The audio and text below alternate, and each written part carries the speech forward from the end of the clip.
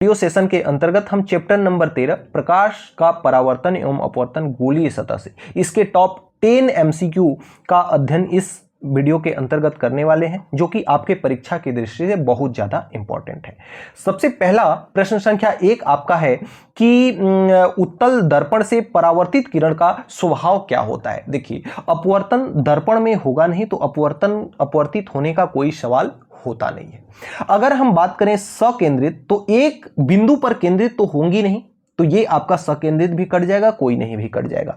ये उत्तल दर्पण आपको आपकी किरणों को क्या करता है, फैलाने का काम करता है। यही उत्तल दर्पण की जगह अगर अवतल दर्पण होता ना, तो इसका ऑप्शन आपका सकेंद्रित बिल्कुल सही जवाब होता, क्योंकि अवतल दर्पण जो होता है किरणों को एक बिंदु पर इकट्ठा करता है, जबकि उत्तल दर्पण जो है ना, उत्तल दर्पण क्या करता है, किरणों को फैलाता है। तो इसका राइट जवाब हो जाएगा ऑप्शन नंबर ए आपका। अगर अगले क्रम में प्रश्न संख्या 2 की बात करें, तो प्रश्न संख्या 2 जो है आपका कहता है कि अवतल दर्पण का मुख्य उपयोग कहां होता है। तो अवतल दर्पण का उपयोग फर्श पर प्रकाश के लिए किया जाता है क्या, नहीं। सजावट के लिए किया जाता है क्या, नहीं। किसी काम के लिए नहीं, कोई तो काम है ना अवतल दर्पण का। तो दूरबीन और कार के हेडलाइटों में किसका उपयोग किया जाता है, अवतल दर्पण का उपयोग किया जाता है, याद रखिएगा। अगर अगले क्रम में हम प्रश्न संख्या 3 की बात करें, तो प्रश्न संख्या 3 कहता है कि गोले के उत्तल सतह पर परावर्तित किरणें क्या होती हैं, परस्पर मिलती हैं क्या, नहीं। उत्तल सतह जब बोलेगा ना तो मिलती नहीं है, क्योंकि यह किरणों को फैलाता है। तो किरणें जब फैलेंगी तो कहां जाएंगी, दूर जाएंगी।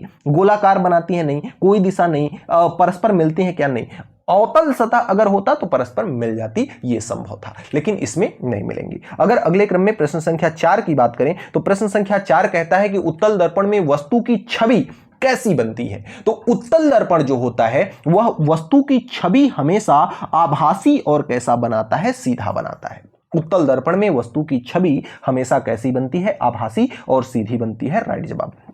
अगले क्रम में प्रश्न संख्या 5वां जो है कहता है कि अवतल दर्पण में वस्तु की छवि कैसी बनती है। तो अवतल दर्पण में वस्तु की छवि हमेशा कैसी बनती है, आभासी बनती है और कैसा बनता है, बड़ा बनता है।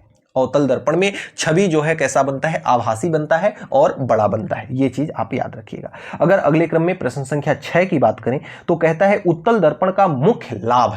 तो उत्तल दर्पण का जो मुख्य लाभ है ना, वह किरणों को फैलाने का काम करता है। ये चीज हमने आपको बार बार बताया। वह वस्तु बड़ी दिखाई दे, वस्तु छोटी दिखाई दे, इसका मुख्य लाभ नहीं है। किरणों को यह क्या करता है, फैलाता है। तो ये आपका सी ऑप्शन इसका राइट जवाब होता है।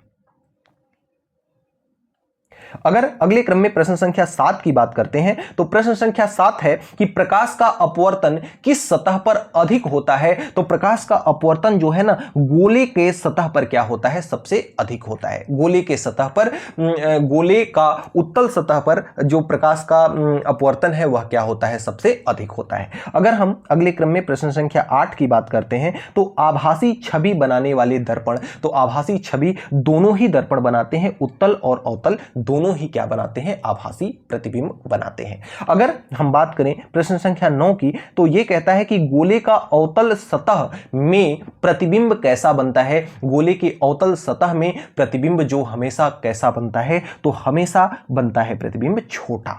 हमेशा कैसा बनता है, अवतल सतह से प्रतिबिंब हमेशा छोटा बनता है। प्रश्न संख्या 10 जो है, उत्तल दर्पण में वस्तु का अनुप्रस्थ अनुपात। उत्तल दर्पण में जो वस्तु का अनुप्रस्थ अनुपात जो होता है वह हमेशा क्या होता है, वह हमेशा 1 से क्या होता है, कम होता है। 1 से क्या होता है, कम होता है। तो सी ऑप्शन इसका क्या हो जाएगा, बिल्कुल राइट जवाब हो जाएगा। इस तरह से 10 क्वेश्चन आपके कंप्लीट होते हैं।